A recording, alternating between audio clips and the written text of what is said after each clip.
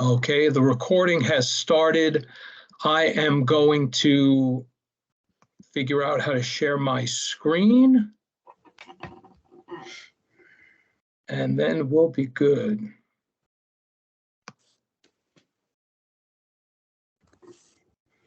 Oh, right. So I want to share my screen, and then I'm going to switch screens. That's what I need to do. And let's make it a presentation mode.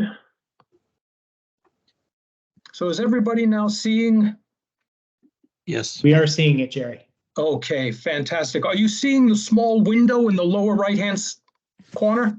No, we're seeing the presentation itself. It looks perfect. In its Jerry, entirety. do you want Okay. me to help you field questions as I've done in prior incarnations of this? You know, that would be great. And I will, however, ask that folks please hold off questions until the end.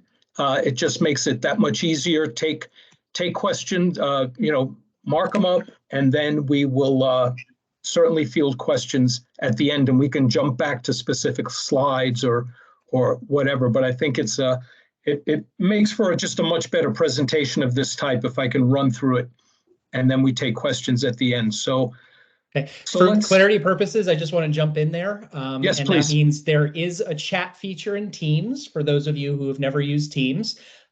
You're more than welcome to post your question in the chat in Teams, and we'll get back to your question when it is time for Q&A at the end. And thank you. Thank you. Excellent. And I'll start by just congratulating everybody for our first snow. It's good. Not a lot, but it's something. It's a start. So let's start this presentation. As most folks know, but I'll go over this one time just for folks that aren't exactly sure who we are. CVFiber is a communications union district. You can see that we are CV, Central Vermont. Those are the towns that are members, and each member town provides a delegate and at least one alternate on our governing board. And we are a volunteer organization, and that we are have lots of committees, or we have a handful of committees. We have working groups, and there are a lot of dedicated volunteers that make this happen.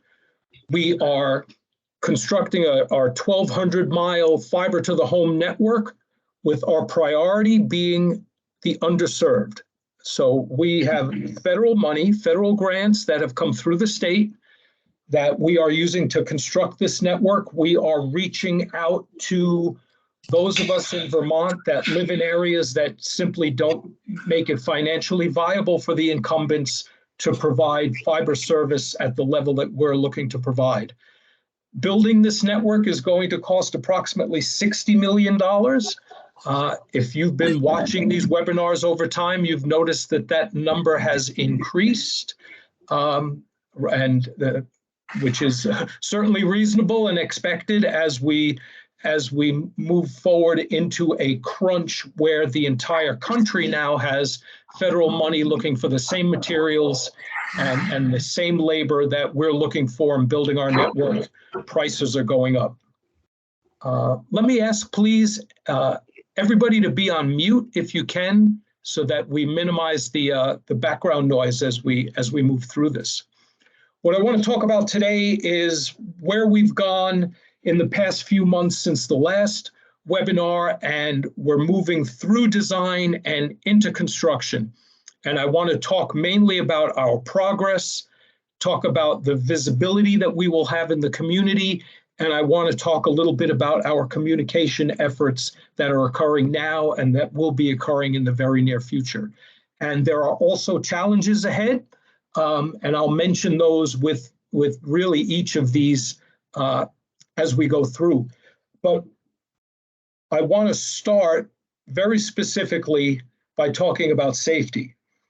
Safety is a priority for CVFiber. It is something that we insist upon with all of our contractors. I'm not going to read this. You can see what it says here, but we are very concerned about safety out in the workplace, safety out in the community, safety for the public, and safety for all that are involved in the areas where we will be working, driving our trucks, climbing ladders, using bucket trucks, measuring heights, all of the things that we're going to be doing. We will and are doing these things safely. If anyone notices anything that appears to be unsafe, let us know, let the workers that you see know, call somebody, it'll get to us if you see something that you think is not safe. We are not going to tolerate anything less than an absolute commitment to health and safety.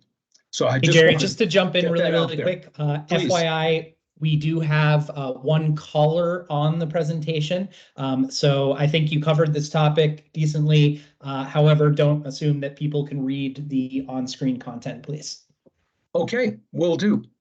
Will do. I basically recited the on-screen content. So thank you, Chuck, for that. I will keep that in mind. So I'd like to talk about our CVFiber district and how we are approaching our build out. And it's unfortunate for anyone who cannot see this screen, because what we have on the screen here is a map of our 20 communities. And laid over that map of our 20 communities are the distribution areas, these work areas. There are 24 of them that comprise the CVFiber district. Each of these areas is approximately 50 miles each. And I want to point out right away that you'll see that many of these areas aren't really based on a town. We have, for example, CLO2 is in Worcester, CLO2 is in Calais, CLO2 is also in East Montpelier. And this is these design areas, these work areas were designed based on how the light will travel, where the terminal will be that distributes the light, and it's really geography, topography, and physics that determine what these work areas look like. We very purposefully broke the district down into work areas of a size that we can complete a work area from a construction perspective, test that work area, and then start having subscribers in that work area without having to do work in other work areas. So instead of having to have the whole thing built before we can get anybody online, we've broken it into 24 work areas that will come online in succession as we complete construction. So that is the purpose behind breaking our district into these areas. You'll also notice what we call the donut hole. So there's parts of Montpelier, East Montpelier, Barry City, Barry Town, parts of Berlin. These areas are already served, and we're not using federal money to serve these areas. We are basically avoiding these areas. There's also another small donut hole, if you will, in Northfield. These areas are being served. You'll also notice that some towns have areas that are outside. For example, Washington, on the lower right-hand corner, you can see that WA1 and a little bit of WTO1 reach into Washington, but the rest of Washington is being served by another CUD. This is a function, again, of topography, of engineering, how light travels. It is not efficient for CVFiber to service that area. That area will be served by another CUD. Allow me to move forward and further discuss this. So our progress as far as design goes, we have design that is fully complete in CLO1 and CLO2. Those two work areas, the design has been complete, vetted by the VCBB, ready for construction from that perspective. We also have design that is in final review by the VCBB, which is in CLO3 and then RS01, 02, and 03. And allow me to point out here that our movement through these 24 work areas is kind of like going around a clock, except we're starting at 12 o'clock, if you will, but then we're going around both sides of the clock basically simultaneously. So we have design that is in final review for the RS areas, but then we also have design field work that's going on in the Plainfield, Marshfield, and Moortown areas. So we're starting at 12 o'clock, we're moving towards 9 o'clock and 3 o'clock, and then we will continue down until we get to 6 o'clock. So we're moving through these in a progression, whereas the design, the make ready, the construction is all going to follow this progression. Allow me to continue, because I started talking about make ready. Make ready is extremely important. Make ready is where we work with our partners, the electric utilities. We work with other communication providers to ensure that the poles are ready, that the area is cleared. And I want to point out here that when the trees are trimmed and brush is cleared around an area that is going to receive CVFiber, so that area is being cleared for our construction, that area is typically cleared for something like a 5-year cycle, perhaps even longer than 5 years, because there are far too many miles of overhead wires to be cleaned on a yearly or even a bi-yearly basis. So if somebody comes to your area and you notice that they're trimming trees underneath the communication and electric wires to make room for CVFiber, they're going to be trimming so that they don't have to come back and do that again for at least 5 years. So allow me to just point that out. So make ready is almost 100% complete. I think we're lacking one 50-foot pole in CLO1 to make that complete. Or it might be CLO2 that's lacking the pole. I don't remember now off the top of my head, but they are nearly complete at the make ready level, which means they will be ready for construction.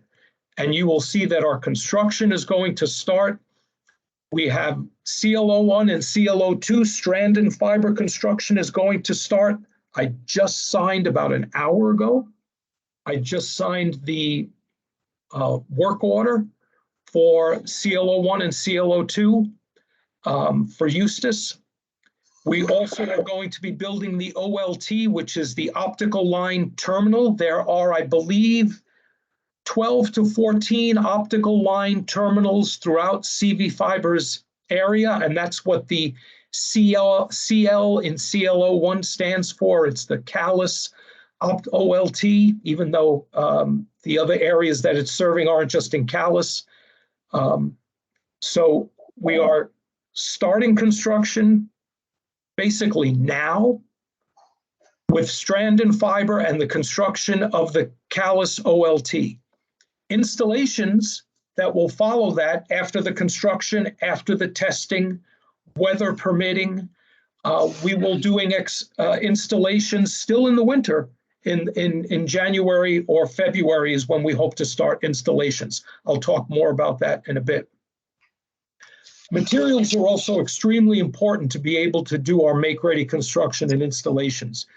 We have ordered 400 miles of materials required, we have ordered materials required to build 400 miles of network.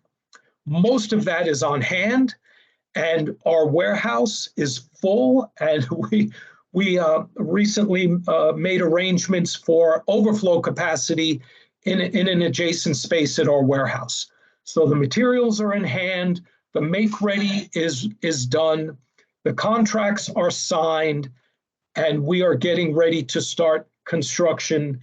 I recognize that next week is Thanksgiving, but that's how soon construction is going to start. We are ready to do this. So with the beginning of construction and with the discussion of installation, folks are always wondering, what is this going to cost me? So what we have here are the baseline rates that we are going to use. This is our subscription rate plan. Please, when the time comes for questions, don't ask me about the details of these, because the additional details of, well, will this cost that much if I add this, or will that cost this much, have not been fully worked out. But our baseline rates have been worked out, and they are very competitive.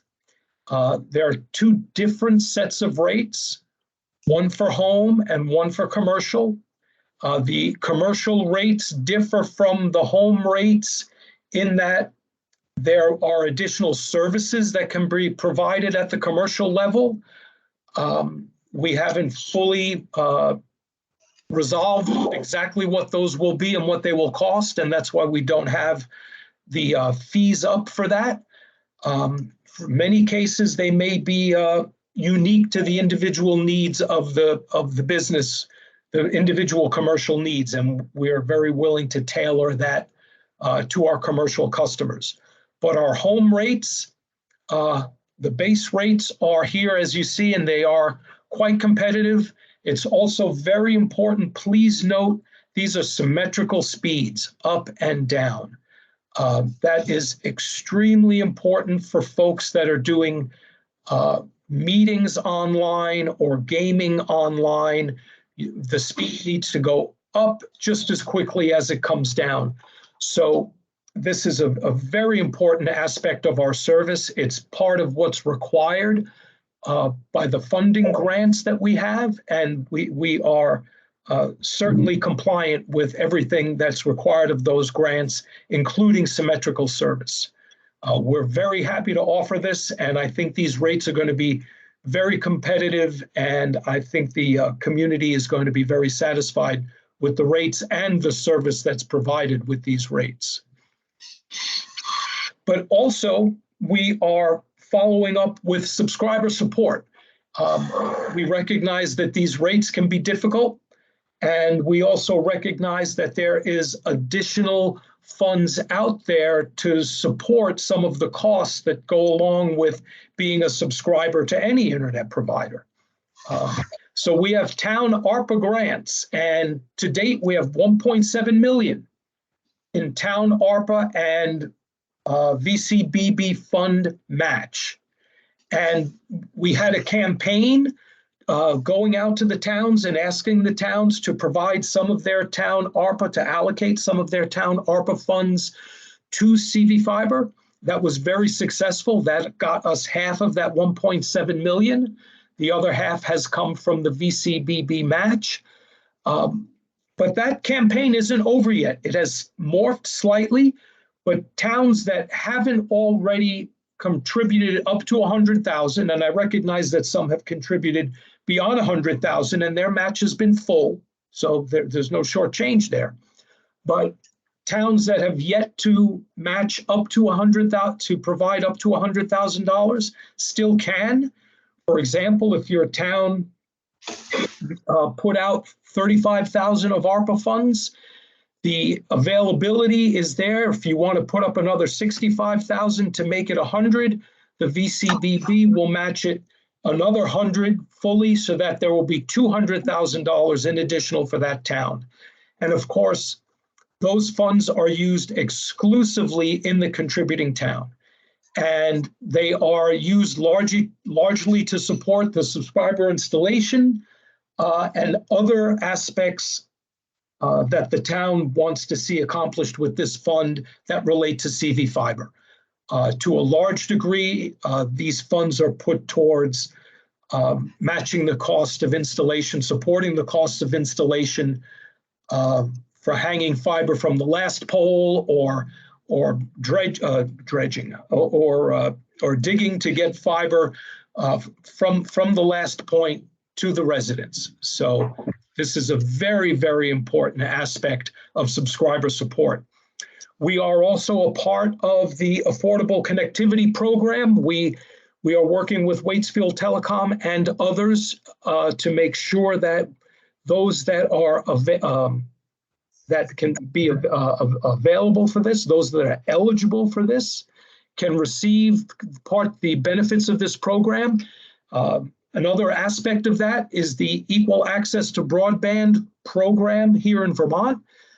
We are a part of that. We are working very closely with them, and we want to ensure that folks have access to the funds that are available.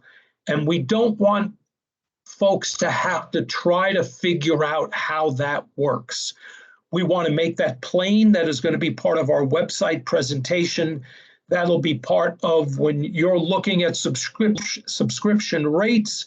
You will also have access to what these programs are that are available to you and how to access them. We want to make that something that is simplified, easy, and something that doesn't take additional substantial effort on the part of the subscriber to be a part of. That's a very important aspect of how we want to approach our subscription fees. Additional part of the progress and morphing into the visibility aspect of what's happening over the next few months, you're going to see Eustis Trucks and construction going on in Calais, Worcester, and East Montpelier, those CLO1 and CLO2 work areas. The trucks will be out there. You will see them. Expect to see them. Don't be surprised by them.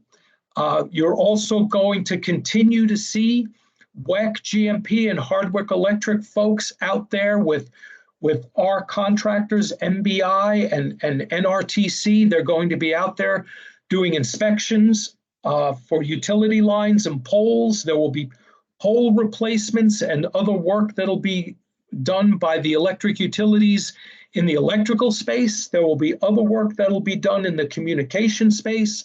There will be tree trimming, as I described earlier, in that 5-year cycle that'll need to be done so that we can move forward with our construction and continue the make-ready work that needs to be done. These folks are going to be in the next few months. They're going to be out in those other work areas that I had mentioned, and they're going to be in these towns: Calais, Worcester, East Montpelier, Marshfield, Cabot, Woodbury, Plainfield, Moortown, and Middlesex. You will see folks out there working on poles, replacing poles, doing tree trimming, and the like. And they will be out there so that we can follow up with the construction that we will be doing in the spring. NRTC is going to continue doing their design field work, and you'll see them out in Marshfield, Cabot, Woodbury, Plainfield, Moortown, Middlesex. They'll be out there doing some measurements. They will be out there confirming data that they have in hand. They will be out there making decisions about what needs to be done in terms of strengthening poles and offsetting the additional weight from our fiber and strand, etc. So you are going to see folks that are either working for CVFiber or are our contractors and our partners, and they will be out there in force throughout the winter and into the spring and mud season. So please be courteous. I hope they will be courteous to you. We expect that they will be courteous to you and anticipate seeing them out in the field. Another thing I'd like to touch on here is communication. I can't emphasize enough our website, cvfiber.net. That is the focal point of our communication. We are working on updating our website, and we're always working on updating our website. But by updating our website, we are moving into a new set of capabilities on our website. We want to make it so that you can type in your address and get a sense of when CVFiber is going to be in your area. And as we get closer to your area, the information that you'll get as far as when things will be available will become more detailed. And when the time is ripe that we are getting ever closer to your area and now constructing in your area, you'll be able to actually register for installation. So you'll be able to basically get in the queue and get on the schedule for installation of CVFiber and working with Waitsfield Telecom so that you can become a subscriber and start getting service. Now, this all is happening incrementally, right? We're starting in CLO1 and CLO2, and then we're moving from 12 o'clock, we're moving on both sides of the clock, eventually down, meeting again at 6 o'clock. So you will be noticing some folks will type in their address and they'll see that service isn't coming until next year.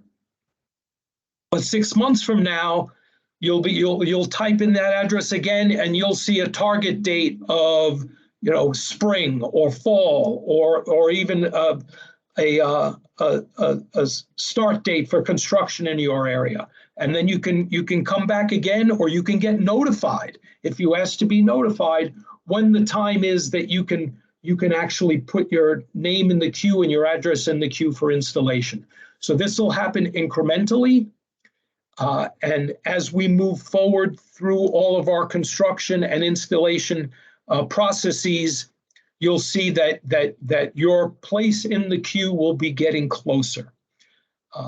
Another aspect of our website is that we are going to be looking for what we call friendlies.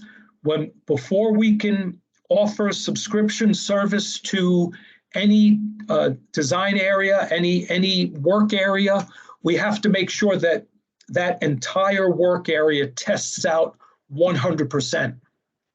So we will be asking future subscribers to work with us on testing that DA, and in the testing process, you may well lose service or things might not be 100% as we're doing the testing, and that's the purpose of the testing, to work out the bugs with our friendlies so that when everything tests out 100%, we can start regular installations and get subscribers on board for that DA. So this is all going to be happening through our website, and this is a capability that we are building in now. Another important aspect of our communication is our newsletter, which we put out on a regular basis, and we also put out bi-monthly on Front Porch Forum an update, so that all of our towns that are a part of Front Porch Forum, and I recommend it highly. If you're not, anyone on Front Porch Forum will, in CVFiber's district, will get a blast out of what we've done in the past couple of weeks and what's coming up in the future. So we are really increasing our capability for communication because we're increasing our visibility, because we're beginning construction, because we're going to get folks subscribed and installed.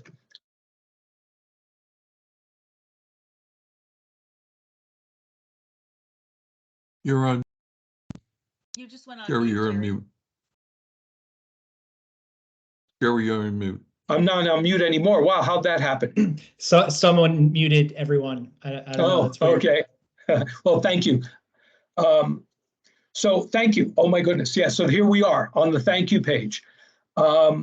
This is really important to me because none of this has happened in a vacuum. No one has done this alone. And CVFiber certainly has not done this alone. And I want to say thank you to all of our partners, especially WEC, that has been working with us increasingly from day one years ago. I want to reach out to all of our partners and thank them. Our contractors, we hold them to a high standard. We have been pushing them, and they know they're being pushed, but they also know that they're doing very important work, and they've been excellent partners with us as contractors as we're moving forward. I also want to reach out, and I apologize this for being a long list, but I had forgotten at one point when I initially put this together, I had forgotten to thank our elected officials. And let me tell you that this is federal money that is being brought to us via the state.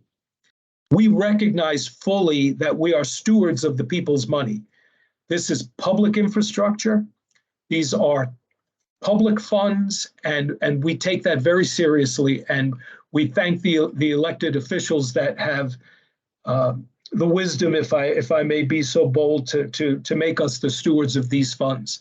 I want to thank the Vermont Community Broadband Board, our overseers that make us jump through our hoops, and rightly so. And it's a good thing that they're doing, and we work with them very closely. We are a volunteer organization. We are almost exclusively volunteers. We have one employee. She's phenomenal, but we only have one employee. It's all volunteers. And I want to thank our future subscribers. We look forward to working with all of you and bringing fiber to central Vermont. This is something that we need. The region needs it. Individuals need it. And we're very, very happy and very excited to be on the cusp of actually bringing it to you. With that, I'm happy to take questions. I thought I had one more slide here that would be my question slide, but I don't see it advancing. But Chuck, if you want to bring questions to me, I'm happy to answer them, or shout out for help from folks that are CVFiber folks on the webinar. I'd be happy to. Just a quick update on how this can go most smoothly. If you have never used Teams before, there's a little reactions icon, and in reactions, there's a hand raise. If you have a question, you can either raise that hand, you can put your question in the chat, you can raise your physical hand on the camera, or if there's a lull in conversation, feel free to if you can't figure out any of those other things, feel free to just interject for a moment. We'll work you in, but that way we'll get a good seamless cadence to how we get these questions answered. So we haven't had any questions in chat just yet, but we do have our first question from Thomas Cronin. Thomas, please jump in. Hey, thanks, Chuck, and thanks, Jerry. Appreciate everything CVFiber is doing. Thank you for the constant communications, and the information is always helpful. It was, bittersweet to see the pole work being done, and exciting. Glad to see construction going on. And so on top of all the good things that have happened, kind of just wondering for me personally, I know there'll have to be conduit to go from the pole to my house. Just wondering who would be able to come out to assess to see if the existing conduit would be usable for CVFiber, and if not, who we can work with, if you have recommendations for contractors to put new conduit in. That's a really good question. Thank you. Yes, we do have recommendations about conduit. We have specifications that I believe are currently on our website, and we have reached out to contractors that do this kind of work, so that we can provide a list of contractors. They're not necessarily recommended contractors, but they're folks that we know that can do this work. That will be on our website. And also the installation process will have for lack of a better term, an inspection to determine what's required for the installation. At that time, you would find out the specifics of if additional conduit is necessary, or if the existing conduit is sufficient, et cetera. So the installation process should give you that information prior to the installation.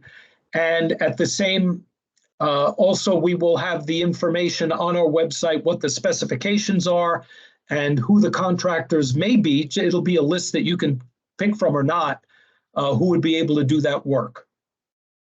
Great, thank you. All right, we have two more people who have raised their hands, and then we will go to a question in the chat. So the next question is from Chris Steller. Chris. Hi, thank you. The previous question answered a decent amount for me as far as the conduit question. And just to clarify some things, regardless of your location, will it always be the case that there's no way that fiber from the road to your house can be exclusively aerial, right? There's always a need for conduit at some point. That's just a requirement. Is that true? No, sir. That No. is not true. As actually, conduit is a relatively small percentage overall. So it's no. There are many folks that have. If it were daylight out, I could see them right now outside my window from the pole to the house. Not fiber, of course, but the best rule of thumb here. communication. The best rule of thumb here is whether your existing telephone or power infrastructure is coming in aerial or conduit. Generally speaking, we will have to follow the same pattern there. I don't know if it's a hard requirement. There are people who probably know this better than I who could jump in, whether that's not a hard requirement. But generally, if you already have conduit, we're probably going to be doing conduit as well. Okay. And if they're, as you said before, in the installation process, when somebody comes out, they'll be able to, help you ascertain in a very clear way what needs to happen at your specific home. And again, through the website or otherwise, you'll have access to contractors or whomever that you can access. And it's the subscriber's responsibility to procure those contractors and get whatever extra work is necessary done. That's typically the case. I don't want to get into the details because every case is different. Sure. We also have town ARPA funds that are supporting this kind of work in different towns, and that the details of that haven't been worked out yet. But I will say to you that it is our intention, to the extent that we possibly can, to not have the connection cost be a barrier to entry for folks. Sure. Okay, thank you very much. We have one more raised hand, then I'm going to go to a chat question, and then we'll go back to another raised hand question. So next up is Craig Line. Craig. Thank you, and I apologize. I've got three sort of quick questions. Someone came to my door, so I apologize if you've covered any of these. I'm curious about how it's actually hooked up in the house. Is there a modem type arrangement such as I'm used to now? And I've got my modem relocated into the center of my house. My house is kind of long, and so I have trouble getting, especially the Wi-Fi, to either end of the house. So that would be my second question. And so are there multiple locations where it would be set up? And lastly, does this service include phone, television, internet, anything else, all of the above? Thank you. Sure. Let me address that. As far as a router, et cetera, it's very similar to what you probably have now. There will be a piece of equipment in the house. And as far as getting the signal throughout the house, there are many different ways of dealing with that, and the installation can assist in that. And then as far as the other services go, voice, I don't know if you saw our subscriptions, but voice is one of the, telephone service, basically. Voice is one of the things that we offer. We do not offer packages for television or that kind of thing. What we offer is access to the internet at very high speeds that's very dependable. And television and streaming and all of that is up to you to purchase through someone else, not through us, whatever it is that you require. So what we're providing is the internet access, and if you choose to select it, we're also providing the telephone service. So the phone service would be in addition to the cost of the internet? Yes, sir. The phone service is an additional $29 a month. Okay, great. Thank you. Yes, you're very Right. welcome. Our next question comes by way of chat from Sarah. Sarah asks, our area is in, quote, design in final review by VCBB, end quote. Any estimate of when that will be completed?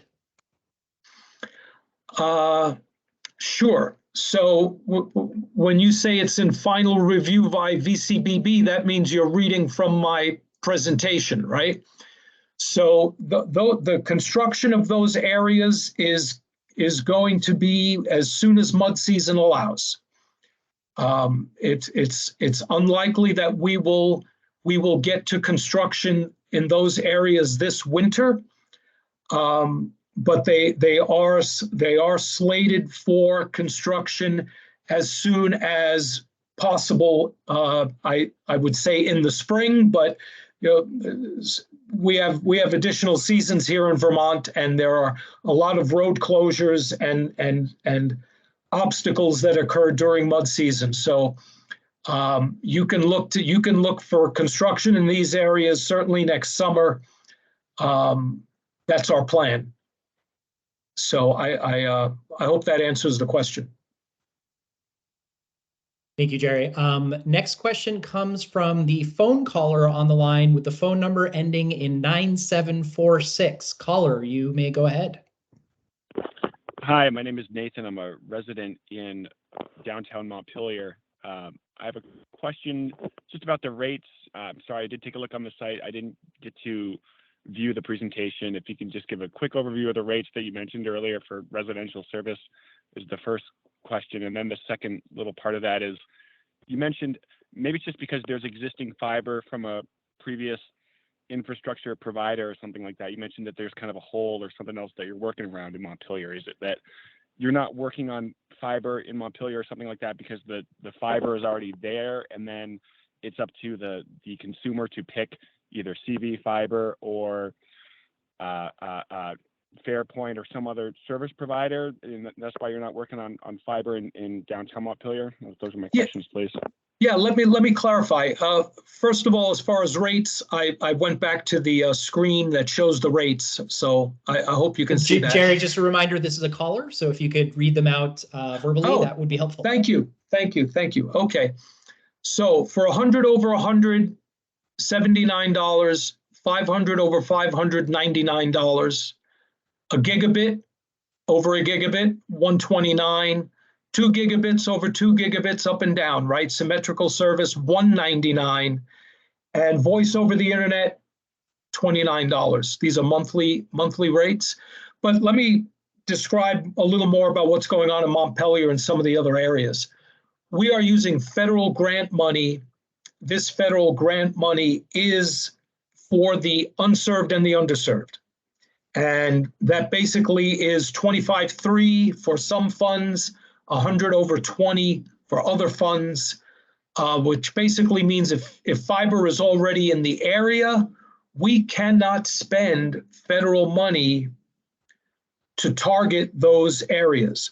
We can cross through an area if we have to get to the underserved, but we cannot focus on areas. We cannot spend federal money, federal grant money, on areas that already have service. The federal grant money is being used to reach out to those areas where the incumbents basically can't make a profit, aren't going to get out there, and there is no other alternative for high-speed symmetrical service other than CVFiber. And we're using federal money to do that. So I'm sorry about Montpelier, and you'd like to have some more competition. The opportunity for that isn't going to come from CVFiber in the near future. Understood. Thank you. Yes, sir. I will just add, we have long talked about whether we would offer, a public option for people who would prefer a locally controlled municipal option in areas such as that. And so it may become a consideration again in the future. Just don't expect it in the near term, because we are exclusively focused on people who don't have other options today. We get all that built out. We show that we're profitable and we can start making investments in other ways. Then, you know, we might be able to start to invest in expansion in areas where people do have demand, but are technically already served. But that will absolutely not be the short term. Thank you for the clear explanation, just so to help me understand this. So because there is existing, even though it's one provider at the moment, because there is existing service in Montpelier from a fiber optic provider, CVFiber wouldn't be a consumer choice at this time. That's correct. Okay. And Right. and not in the foreseeable near future. Understood. Okay. Thank you. Sorry about that. I see a hand up from Barry. Go ahead, Barry. Yeah, I had a couple things, Jerry. Some of my neighbors have been surprised to see new folks with your name on it. They saw people a few months ago when you were doing the first stage, and they've asked, well, why is somebody down again? So I've been able to explain it to them, but I think you might want to work with the co-op just to say they'll be seeing more people. Question I had was, there were two minor questions, but if I opted for the 100, and then my stepson was going to be here for a couple months and needed a gigabyte for his work, can I go up and then down again? Is that possible? Barry, those are exactly the types of detailed questions that I had asked in the beginning that people don't ask. Oh, okay. Okay. That's fine. It certainly seems reasonable. We haven't worked out those details yet, Barry. I hope that the answer will be yes, but I don't know. Okay. I ask it only because that's a reality I may be faced with in a couple of months when he wants to come back from LA and work for 2 or 3 weeks. So, and the other thing is, if you do the voice, can you use your existing? I'm on Consolidated right now. So if I got out of Consolidated, would I be able to still hold my same phone number, which I've had for 50 years? I believe the answer to that is yes, but is there anybody that knows for sure? I do not know for sure. Okay, I don't need it for sure. That's something as you work through things, because We'll get Barry. I will get back to you on that. Yeah, because We have multiple board members from the chat weighing in saying yes. Okay. And they are folks who are typically quite knowledgeable about these sorts of things. So I would anticipate that it's a pretty strong yes. Okay. And Barry, just back to your prior question, one of the things we've long talked about is that we don't want to obligate people to long contracts either. And so your question about portability between the different tiers of service, our hope is absolutely yes. We want people to be able to upshift and downshift as their needs change. And since we're hopefully not going to be asking people to sign long contracts, we hope that to be the case. But the reality is we're still working through a lot of these details. Okay. Well, the reason I mentioned this because I've got a real situation where, I'm okay with DSL right now, but every time I'm watching the Patriots or some football game and all of a sudden it buffers in the last 2 minutes of a tie, you get kind of pissed. But that's a reality. So I think it's something to consider in terms of giving people the availability. I know VTEL, you can go up or down for the month if you need it. So I just mentioned it. Your price with voice is about what I'm paying for Consolidated now. So I'd love to get off them totally. So thanks for all the work you guys are doing, and I'll Thanks for the input, Barry. Thank you. Before we move on to the next question, we do have a comment in the chat for Barry in case you didn't see it, which is, do you really want your son to move in? Anyway, I digress. We have a question from Ali. Ali, can we get service if we are not grid tied? So we are now focusing on folks that are on the grid. We are designing capacity to go to those that are off the grid. But right now, we are funded to do construction to folks that are on the grid. So that's what our initial construction is going to be, folks that are on the grid. But let me state again, we are designing the capacity to extend beyond the grid to folks that are off the grid. We just aren't spending the federal money to do that construction. And right now, the only money we have is federal money, grant money. So right now, the answer is no, we're not bringing the service to those that are off the grid, but our intention is to do so at some point in the future.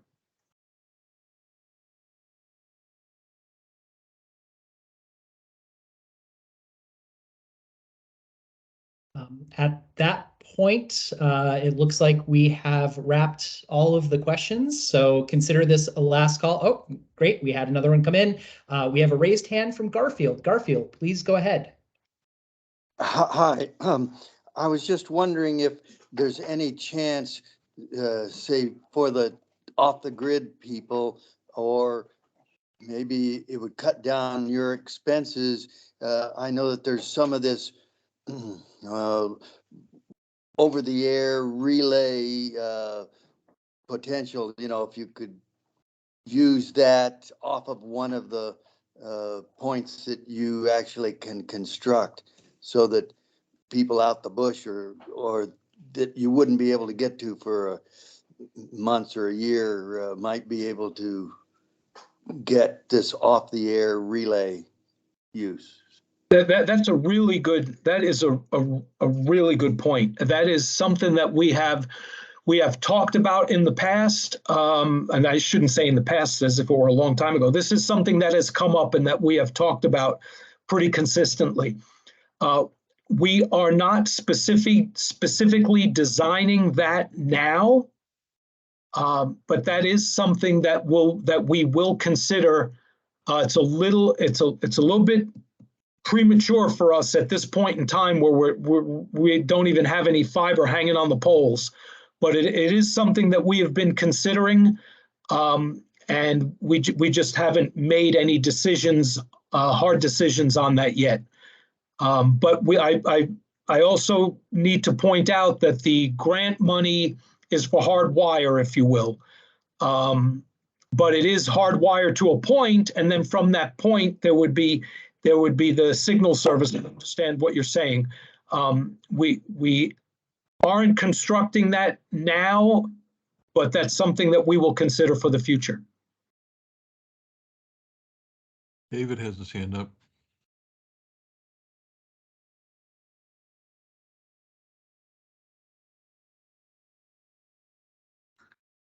Yeah, this is David Healy with the Calais delegate to CVFiber, and I'm having a separate session after this session for people in Calais to give them some more detail about the plans in Calais. So if you're from Calais and you want to stay on, please do, and you'll have another set of opportunity to talk detail on Calais. Thank you, David. Thanks. A comment from chat. Rob says, you are all doing amazing work. Congratulations. Thank you, and keep at it. Thank you, Rob. It's a lot of work. So we appreciate the appreciation. Ali, who asked around off the grid, did come back with a follow-up question. Do you run fiber on telephone poles? We have a telephone pole on our property. Good deal. That's pretty much most of what we do, or will be doing. We certainly plan on doing it. So yes, if we are using utility poles for something on the order of 90% of the miles we're covering are going to be on utility poles as opposed to being underground. So yes, sir. I think she was specifically asking if it was a telephone only pole and not electric. if the pole is owned by others, we need to get a license from that pole owner. And we should be able to get a license from another utility, whether it's an electric utility or whether it's a communication utility.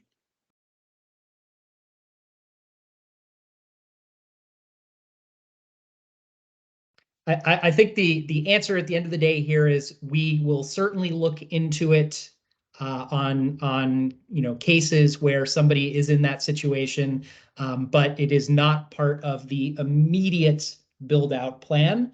And it certainly sounds promising, and we'll do what we can to support subscribers who are in that unique situation of having telephone but not electricity. Stay in touch. The best thing you can do is help us understand your unique needs, and we'll do our best to plan to accommodate you.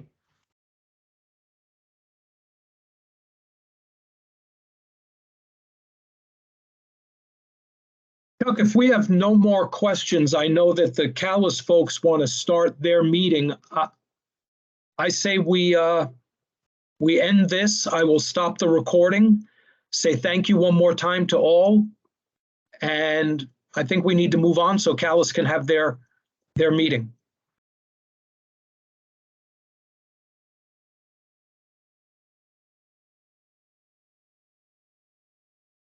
Thank you, Jerry. Thank All you, right. Jerry. Thank you, everybody. Thanks, everyone. Thank you.